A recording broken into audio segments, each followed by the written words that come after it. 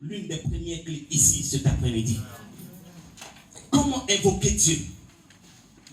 Beaucoup prient le Seigneur, mais ne savent pas invoquer le Seigneur. C'est l'une des clés. Psaume 130. Une autre clé. Comment toucher le cœur de Dieu lorsque tu l'invoques? Il y a d'autres qui font des prières kilométriques, des 40 jours de jeûne, des 21 jours de jeûne, mais ne touchent pas le cœur de Dieu. Mais la Bible dit, le roi Ézéchias tourna la face contre le mur. Ô Éternel, souviens-toi. J'ai marché devant ta face avec fidélité, intégrité de cœur. J'ai fait tout ce qui est mis à tes yeux. Dieu dit, prophète, retourne. Yeah. Comment toucher le cœur de Dieu quand tu l'invoques? L'autre clé que je veux partager avec vous, c'est la connaissance de Dieu. C'était une révélation, enfant de Dieu. À cette époque, je vivais dans une petite villa et quelqu'un vient taper à ma porte. Il dit, je vais voir Soko, il s'en va. Quelqu'un d'autre vient taper, je vais voir Waza, il s'en va. L'autre vient taper, il dit, je vais voir Théophile, il s'en va. Quelqu'un d'autre vient taper, je vais voir Soko, Waza, il s'en va. L'autre vient dire, je vais voir Soko, Théophile, il s'en va. L'autre vient, je vais voir Waza, Théophile, il s'en va. Une dernière personne arrive et dit, je vais voir Soko, Waza, Théophile. Et j'entends la voix du Seigneur. Il est parmi toutes ces personnes, laquelle te connaît? Il n'a pas dit, laquelle te connaît mieux. Il dit, laquelle te connaît? Mon frère, tu m'appelles Théophile, tu me connais. Tu m'appelles Waza, tu me connais. Tu m'appelles Soko, Waza, Théophile, tu me connais. Mais il dit laquelle te connais. C'est pour cela que je vais vous parler de la connaissance de Dieu. La profondeur de la connaissance de Dieu. Ensuite, je vais vous parler de la révélation, du lieu de contact. Pour éviter les prières kilométriques. N'importe où et n'importe comment. La révélation du lieu de contact. Pour que quand tu es assis à ce lieu, tu n'as pas besoin d'ouvrir la bouche. Le trône de Dieu sait de quoi tu as besoin. Et le trône de Dieu te l'apporte. Enfin, je vais vous parler du caractère de Dieu. Parce qu'on a tellement de chrétiens sentimentalistes. Non. Je vais vous parler du caractère de Dieu. Matthieu 7, c'est ce qu'on aime. Mais Matthieu 7, c'est de quoi? Ne donnez pas les autres saintes aux chiens. Yes. Ne jetez pas vos pères devant les porceaux, de peur qu'ils les foulent aux pieds, parce qu'ils ne connaissent pas la valeur. Jésus-Christ, enfant de Dieu, pardonne le temps des vendeurs. Il prend un fouet, il les chicote. C'est le sang qui est des vendeurs. Pendant ce temps, trouve une prostituée, une femme adultère, une femme de mauvaise vie, de mauvaise renommée. Et puis il dit parmi vous, celui qui est sans péché, soit le premier à jeter la pierre.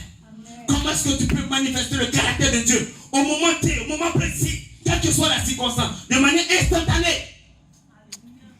Comment marcher avec Dieu sans avoir besoin à chaque fois de voir une vision, de voir une révélation, de voir une prophétie? Amen. Pour ne pas être des chrétiens guidés par les révélations, par les prophéties et par les songes. À chaque fois, Dieu m'a dit, Dieu m'a dit, Dieu m'a dit. C'est ton ami. Enfin, de Dieu, ce sont ces choses que je veux partager avec vous. Parce que l'heure est venue où Dieu veut utiliser des enfants de Dieu, des chrétiens, des chrétiennes avec moi. C'est pour cela que l'auteur dit en 2 Timothée 3,16, il dit toute écriture est inspirée de Dieu, utile pour enseigner, pour instruire, afin que l'homme de Dieu soit affirmé. Alors, enfant de Dieu, on a beaucoup de mystères à partager. Mardi, jeudi, sois là. Ce qu'on n'aura pas fini, je vais donner les supports à l'homme de Dieu. Pour chacun de nous, alléluia.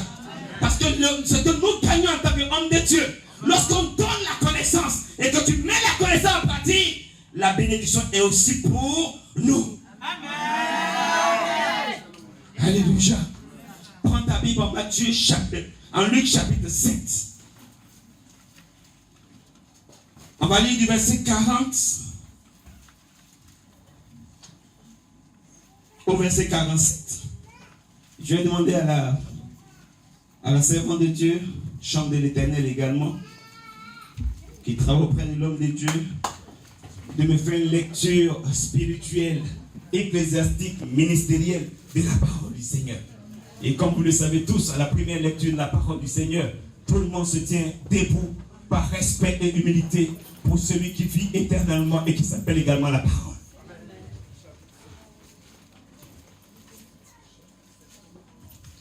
Luc chapitre 7, du verset 40 au verset 47.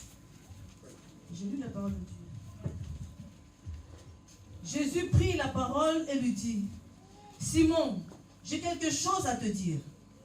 Maître, parle, répondit-il.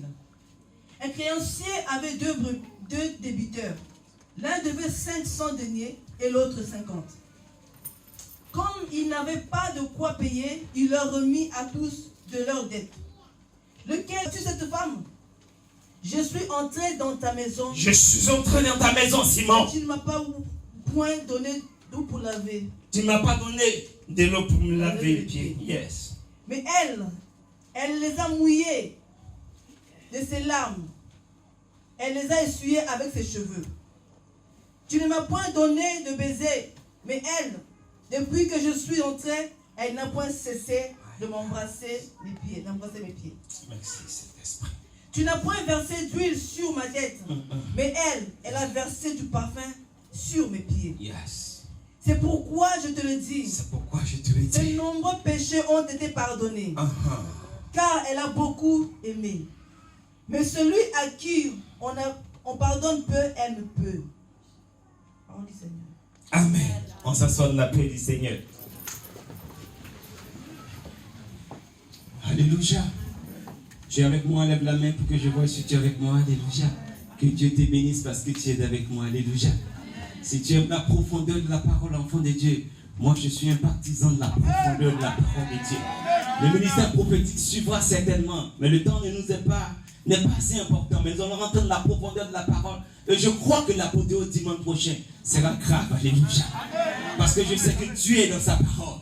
Lorsque la parole est libérée, le ciel est ouvert. Et quand le ciel est ouvert, ce ne sont que les grâces et les bénédictions qui descendent. Et je crois que ce soir, cet après-midi, tu auras ta part au nom de Jésus de Nazareth. Beaucoup d'enfants de Dieu marchent avec le Seigneur. Mais le Saint-Esprit, je ne sais pas quel jour, maman Allégré, c'est comme ça que je t'appelle, maman Allégré. La dernière fois où le Saint-Esprit t'a parlé mal, c'était quand? La dernière fois où le Saint-Esprit t'a insulté, c'était quand? Regarde bien ta vie. Examine bien ta vie. Et puis rappelle-toi de la dernière fois. C'est pas où on t'a dit tu seras prospère, mais où le Saint-Esprit t'a insulté, t'a parlé mal. T'a traité mal. T'a traité durement.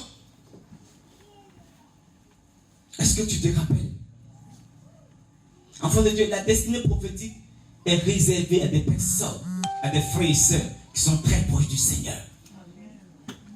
Regarde, enfant de Dieu. Jésus parle à Pierre. Il dit, Pierre, premièrement, dans les versets qui suivent, il dit, il y a un monsieur qui avait de l'argent. Il y a un qui lui devait 500 000. Et puis l'autre lui doit seulement 50 000. Comme il a vu que les deux n'étaient pas capables de payer leurs dettes, il lui a dit, c'est bon, c'est plus la peine de payer. Puis il demande à Pierre, parmi les deux là, qui va le plus aimer le maître? Pierre dit, je pense que c'est celui à qui on a donné 500 000 cadeaux. Jésus lui a dit quoi? Tu as bien jugé. Pour dire simplement quoi, enfant de Dieu? Le Pierre dont parle le Seigneur n'était pas n'importe qui. Pierre faisait partie de la multitude nombreuse autour de Jésus. La Bible nous enseigne que Jésus allait sur la montagne des Oliviers. Il a prié toute la nuit et il a sélectionné 12